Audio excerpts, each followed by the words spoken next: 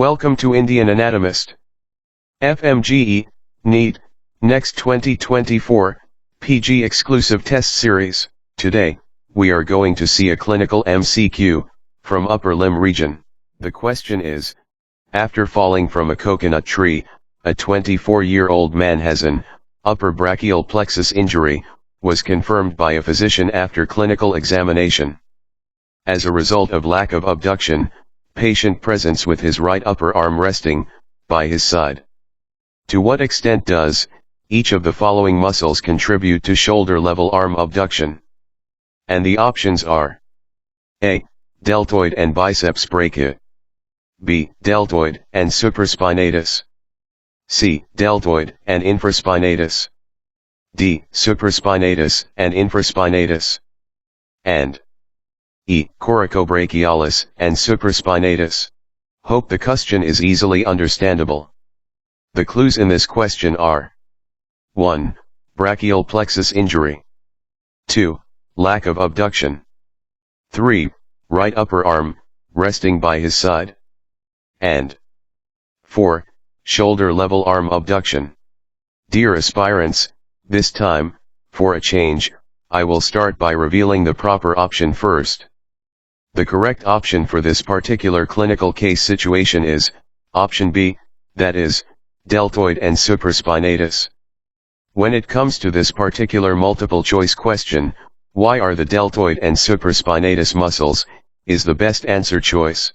Supraspinatus is one of the 4 rotator cuff muscles of shoulder, arises from the supraspinous fossa of the scapula, then it passes under the acromion process and, inserted into the superior facet of the greater tubercle of the humerus. The suprascapular nerve, C5 and C6, from the upper trunk of brachial plexus, supplies it. The supraspinatus muscle contracts to abduct the shoulder. It is the major agonist muscle for the first 15 degrees of abduction. Beyond 15 degrees, the deltoid muscle becomes the principal propagator of arm abduction. Deltoid is a big multipennate muscle, that is triangular in shape, and lays above the glenohumeral joint. It forms the rounded contour of the shoulder.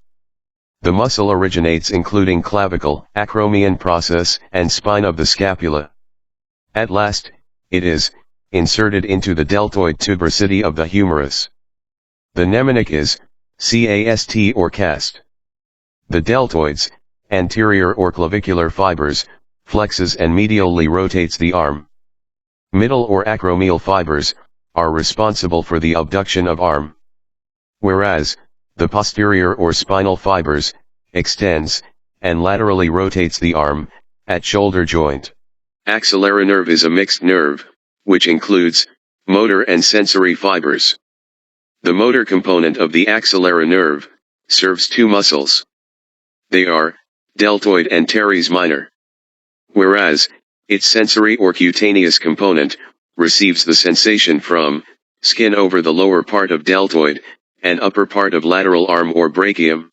The supraspinatus muscle initiates the first 15 degrees of abduction in healthy persons, and the deltoid is responsible for abduction from 15 to 90 degrees, whereas the trapezius and the serratus anterior attain abductions of the shoulder joint that range from 90 to 180 degrees, respectively. To recap, we have talked about how these muscles contract and what nerves supplying them. The man in the case scenario fell from a tree and was unable to abduct his arm. What is preventing the man's arm from being abducted, and what muscles or nerves are at fault? An abrupt violent movement of the head and neck away from the ipsilateral shoulder is commonly the cause of injuries to the upper trunks of brachial plexus, that is, C5, C6 and occasionally C7. Sometimes, the abduction of the upper limb, above the level of the head is also known to induce injury to the lower trunk of brachial plexus, that is C8 and T1. Erb's palsy is a common injury to the upper trunk of the brachial plexus. It causes stiffness and loss of movement around the shoulder, and makes it impossible to bend the elbow, lift an arm, or bringing things to the mouth. On the other hand, Klumpke's palsy or paralysis is a less common injury, that affects the lower trunk of brachial plexus, leading to loss of motion, and or sensation in the wrist and hand, such as being unable to move fingers. Neurologically, the upper trunk of brachial plexus lies 2 to 3 centimeters above the clavicle, is called Erb's point.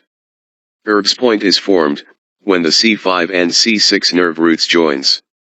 The suprascapular nerve and nerve to subclavius emerge at this point. Distal to this point, the upper trunk, C5 and C6, breaks into anterior and posterior divisions.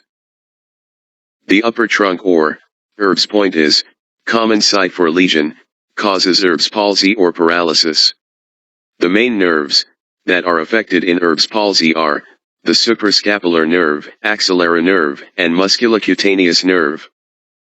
Now we will reach the end of our discussion.